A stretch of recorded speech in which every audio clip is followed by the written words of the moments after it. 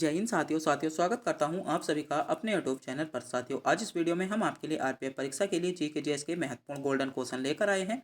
और आज की वीडियो के माध्यम से आप यह पता कर सकते हो कि कहां से आपसे एग्जाम में पूछे जा रहे हैं, कौन कौन से टॉपिक आपके लिए इंपॉर्टेंट है, क्या आपको इन बचे हुए दिनों में पढ़कर जाना है जिससे आपको सीधे आपकी परीक्षा में क्वेश्चन देखने को मिले। तो मेरे प्यारे साथियों, आज की वीडियो का प्रत्येक क्वेश्चन आपके लिए सिलेक्टेड इंपॉर्टेंट और महत्वपूर्ण क्वेश्चन होगा, तो इस वीडियो को पूरा ध्यान से जरूर देखिएगा, क्योंकि हमने इसमें सभी क्वेश्चन सिलेक्टेड महत्वपूर्ण रखे हैं जहां से आप तक अभी तक आपसे रेलवे एग्जाम में क्वेश्चन पूछे गए हैं। तो बिना टाइम गवाए करते हैं वीडियो को स्टार्ट। आपका पहला क्वेश्चन है, भारत में राष्ट्रीय विज्ञान दिवस कब मनाया जाता है। पहला क्वेश्चन आपका इंपॉर्टेंट हो जाता है। क्वेश्चन पूछा जा रहा है कि भारत में राष्ट्रीय विज्ञान दिवस, तो भारत में जो राष्ट्रीय विज्ञान दिवस बनाया जाता है वह आपका 28 फरवरी को भारत में राष्ट्रीय विज्ञान दिवस बनाया जाता है। 28 फरवरी आपको विकल्प सी में दिया गया है, यानी यहाँ पर विकल्प सी आपका सही जवाब होगा। जिन बच्चों ने विकल्प सी चुना है बिल्कुल सही चुना है, सी विकल्प आपका करेक्ट जवाब हो जाता है।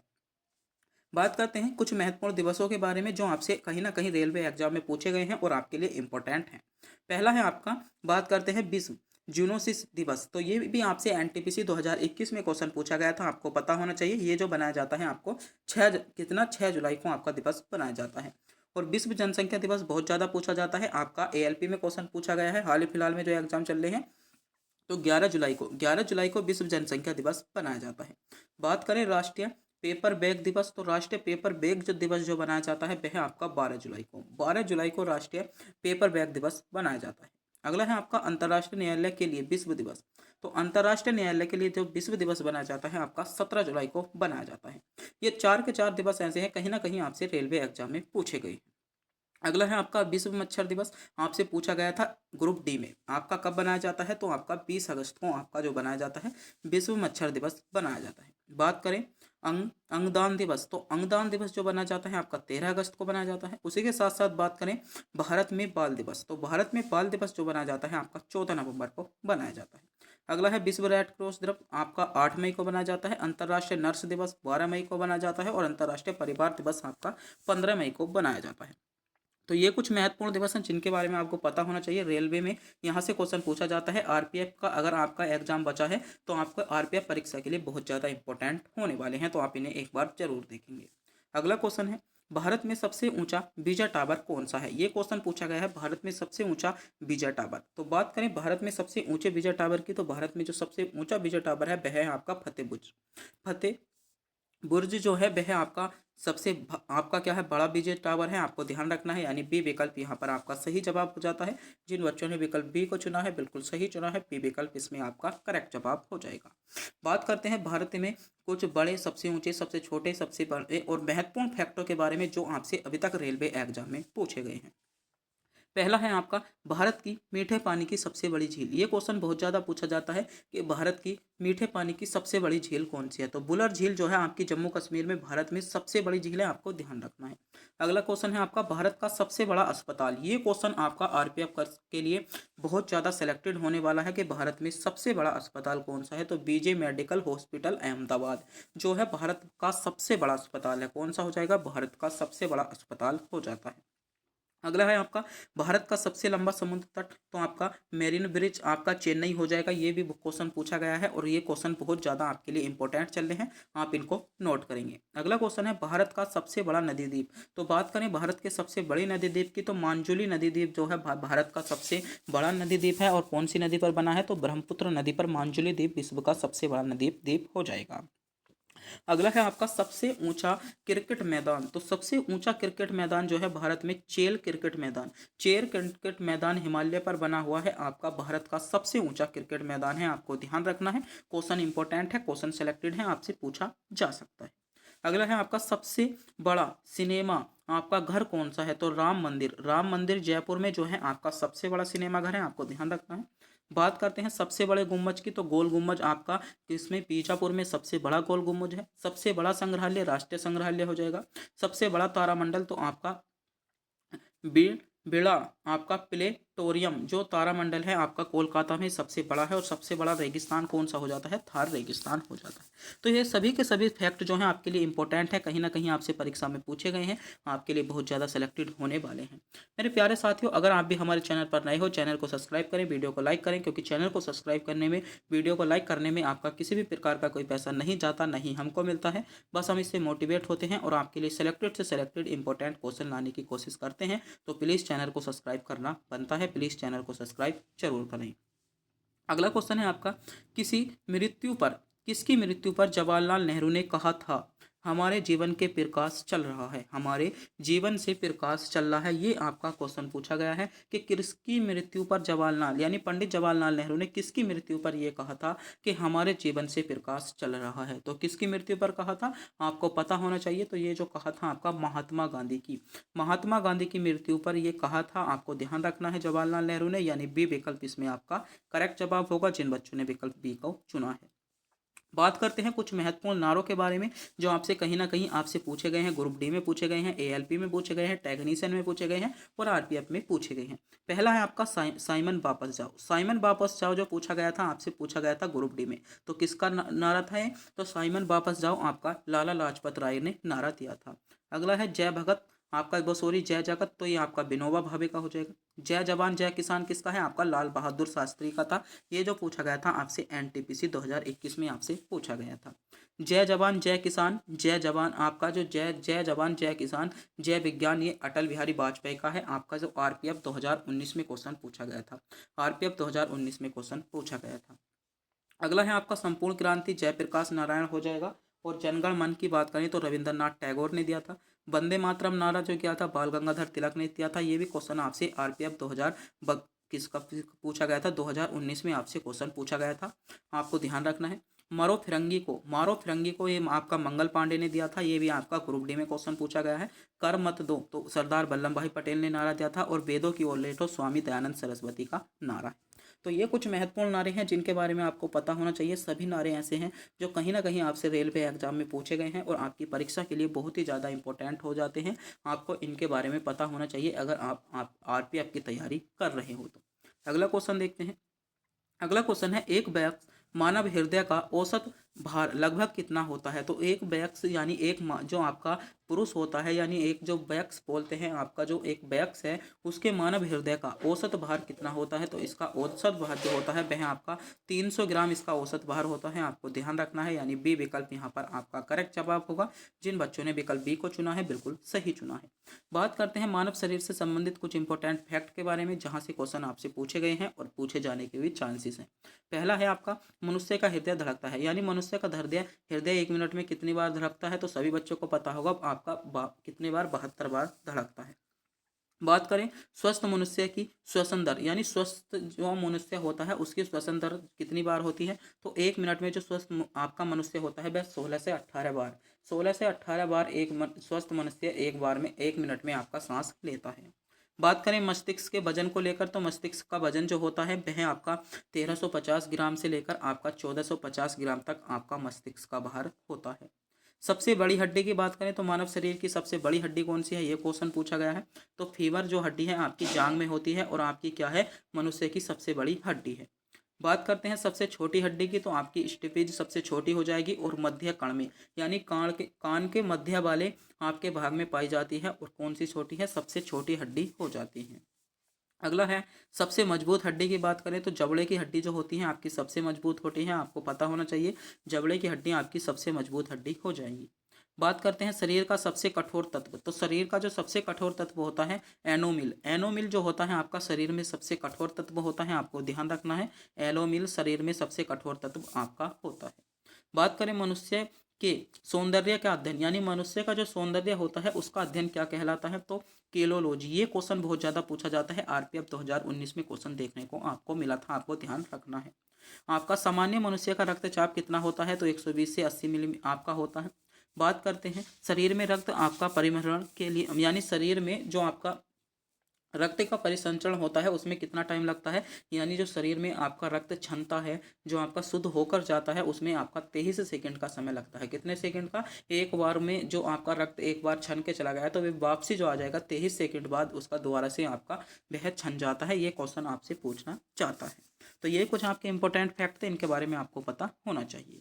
अगला क्वेश्चन है, भारत सरकार की कौन सी योजना गरीबी रेखा से नीचे बीपीएल परिवारों में एलपीजी सिलेंडर की डिलीवरी प्रदान करती है? तो कौन सी योजना है, आपको क्वेश्चन पूछा गया है, आपको योजना बताना है कौन सी योजना इसमें हो जाएगी। जो भारत सरकार में कौन सी योजना ऐसी है जो आपकी गरीबी रेखा से नीचे बीपीएल परिवारों को और एलपीजी सिलेंडरों की डिलीवरी प्रदान करती है? तो कौन सी योजना हो जाती है? तो इसमें जो उज्ज्वल योजना चुना है, यानी जिन बच्चों ने विकल्प डी को चुना है बिल्कुल सही चुना है। डी विकल्प यहाँ पर आपका करेक्ट जवाब हो जाएगा। उज्ज्वल योजना यहाँ पर आपका बिल्कुल करेक्ट जवाब बनता है।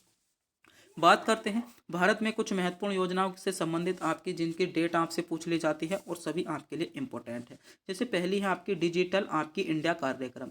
तो डिजिटल जो इंडिया कार्यक्रम था यह है आपका जो शुरू किया गया था 21 अगस्त 2014 को शुरू किया गया था। आपको इसके बारे में पता होना चाहिए। अगली योजना है आपकी जो इसके बारे में आपको पता होना चाहिए, प्रधानमंत्री जनधन योजना। बात करें हम प्रधानमंत्री जनधन योजना की तो 28 अगस्त 2014 को 28 अगस्त 2014 को प्रधानमंत्री जनधन योजना की शुरुआत की गई थी। अगली बात कर लें तो अगला है आपका स्वर्ण मुद्रीकरण योजना। ये बहुत ज़्यादा पूछी जाती है। तो बात करें अगर हम स्वर्ण मुद्रीकरण योजना की तो इसकी शुरुआत जो हुई थी आपकी 5 नवंबर 2015 को की थी और एग्जाम की दृष्टि से बहुत ज़्यादा हो जाती है, बहुत ही ज़्यादा इंपॉर्टेंट बन जाती है। अगली योजना है आपका प्रधानमंत्री सुरक्षा बीमा। प्रधानमंत्री जो सुरक्षा बीमा योजना है इसकी शुरुआत की बात करें तो 9 मई 2015 को प्रधानमंत्री सुरक्षा बीमा योजना की शुरुआत की गई थी। ये भी आपके लिए इंपॉर्टेंट हो जाती है। अगली योजना है आपकी गरीबी भारत छोड़ो अभियान 2017 में शुरू किया गया था और प्रधानमंत्री आपकी व्यय बंधन योजना ये बहुत ज़्यादा पूछी जाती है और आपके लिए इंपॉर्टेंट है। 4 मई 2017 आपकी हो जाएगी। जो प्रधानमंत्री गरीबी कल्याण योजना की बात करें तो 26 मार्च 2020 को शुरू की गई और पीएम किसान आपकी 1 दिसंबर 2018 को शुरू की गई। तो ये कुछ आपकी महत्वपूर्ण योजना थी जिनसे संबंधित आपसे अक्सर आपके परीक्षा में क्वेश्चन देखने को मिलता है और ये योजना ऐसी है जो रेलवे एग्जाम बार बार इन योजना को रिपीट करता है। लगभग 3 से 4 बार आपकी कहीं ना कहीं आपसे ये योजना पूछी गई है और आपकी परीक्षा के लिए बहुत ज़्यादा इंपॉर्टेंट हो जाती है। अगला क्वेश्चन है ओजोन परत किससे बनी होती है? क्वेश्चन पूछा गया है ओजोन परत किससे बनी हो जाती है? तो ओजोन परत जो होती है वह आपकी ऑक्सीजन के ओजोन परत जो होती है आपकी ऑक्सीजन के कितने ऑक्सीजन के O2 के आपके 3 कणों के साथ बनी होती है, यानी O3 जो होता है वह आपका ओजोन का सूत्र होता है। तो ट्राई ऑक्साइड क्या हो जाएगा इसमें 3 ऑक्साइड यानी तीन ऑक्सीजन जो बनती है वह आपके जो बनती है ओजोन परत जो बनती है अगर हम ऑक्सीजन के 3 कणों को मिल जाए यानी O3 अगर हम O+O क्या हो जाता है आपकी ऑक्सीजन हो जाती है। आपको ध्यान रखना है पहला विकल्प आपका करेक्ट जवाब होगा। बात करते हैं ओजोन परत यानी वायुमंडल से संबंधित कुछ इंपॉर्टेंट फैक्ट के बारे में जो क्वेश्चन आपसे पूछे जाते हैं और यहाँ से बहुत ज़्यादा क्वेश्चन बनते हैं। तो चित्र के माध्यम से हम आपको बताने वाले हैं। चित्र के माध्यम से आप देख सकते हो क्योंकि यहाँ से आपसे बहुत ज़्यादा क्वेश्चन आपकी परीक्षा में पूछे जाते हैं, आपको इनके बारे में पता होना चाहिए।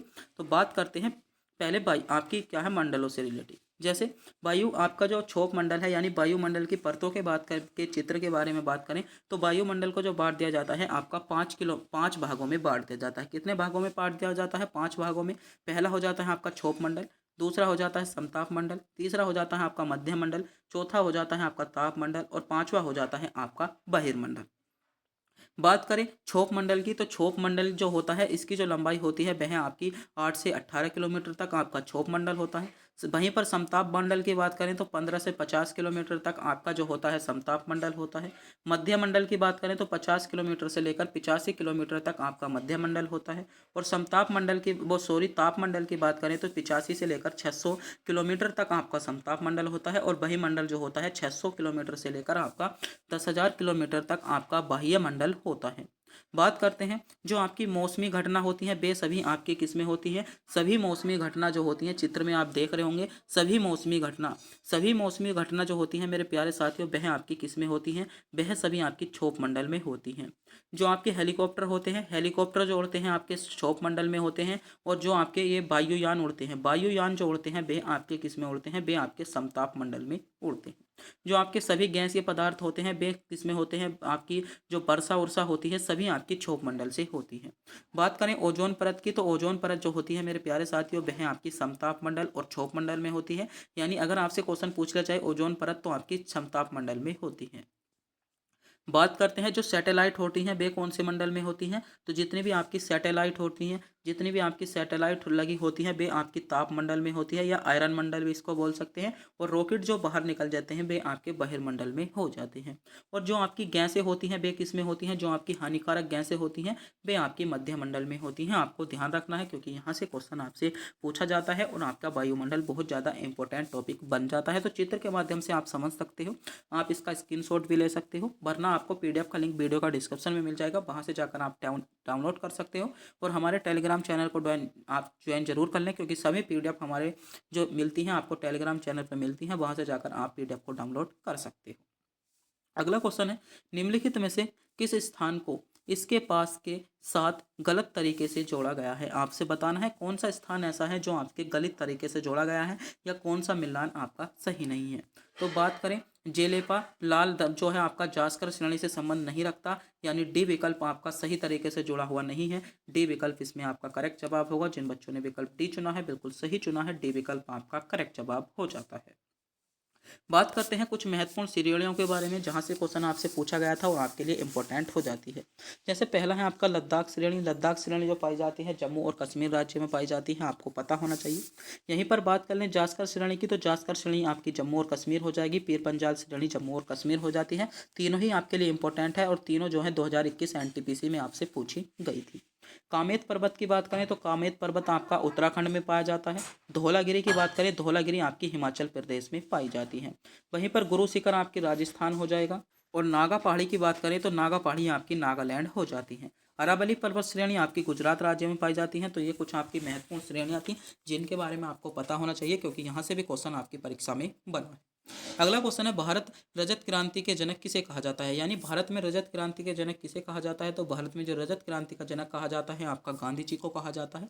आपको इंदिरा गांधी जो है ए विकल्प के साथ आपका सही जवाब बन जाएगा। बात करते हैं कुछ महत्वपूर्ण आपकी क्रांतियां और उनसे संबंधित उनके जनकों के बारे में जैसे आपसे क्वेश्चन पूछा गया है। बात करें नीचे से देखते हैं, भारत में लाल क्रांति का जनक तो किसे कहा जाता है, विशाल तिवारी को कहा जाता है। पीली क्रांति की बात करें तो सेम आपके त्रिपोद हो जाएगा। नीली की बात करें अरुण कृष्णा हो जाता है। हरित की बात करें MS स्वामीनाथन हो जाएगा। भारतीय कला की बात करें आपका राजा आपका अंतरिक्ष कार्यक्रम की बात करें विक्रम साराभाई हो जाता है। परमाणु की बात करें तो हिमोजी भाभा हो जाएगा।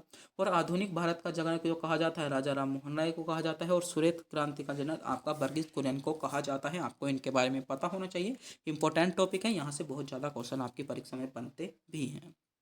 अगला क्वेश्चन है निम्नलिखित में से कौन सी परियोजना महाराष्ट्र राज्य में स्थित नहीं है।